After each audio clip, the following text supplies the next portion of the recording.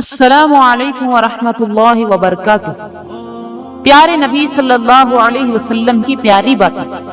علم کا حاصل کرنا ہر مسلمان مرد اور عورت پر فرض ہے۔ مومن کو اپنے پڑوسی کی عزت کرنی چاہیے۔ تم میں بہتر وہ شخص ہے جو قرآن پاک کو سیکھے اور دوسروں کو سکھائے۔ پاک و صاف رہو، کیونکہ پاکی اور صفائی آدھا ایمان ہے۔ سچ بولنا چاہیے، اپنا ہی نقصان کیوں نہ ہو۔ جو اپنے لیے پسند کرو وہی دوسروں کے لیے پسند کرو۔ اچھا وہی ہے جسے اپنے ساتھی اچھا کہیں، برے ساتھی سے تنہائی بہتر ہے۔ بڑوں کا ادب، چھوٹوں سے پیار، جو ایسا نہ کرے وہ ہم میں سے نہیں۔ سلام کیا کرو، سلام سے محبت بڑھتی ہے۔ معاف کرنا سب سے بڑی بہادری ہے اور دولت۔ اللہ تعالیٰ کی رضا والدین کی رضا میں ہے، اور اللہ تعالیٰ کی ناراضگی ماں باپ کی ناراضگی میں ہے۔ والدین کے بنا گھر قبرستان لگتا ہے۔ بد نصیب ہے وہ اولاد جو ماں باپ کو ستاتے ہیں۔ سب سے زیادہ وقت ماں باپ کے ساتھ گزارو۔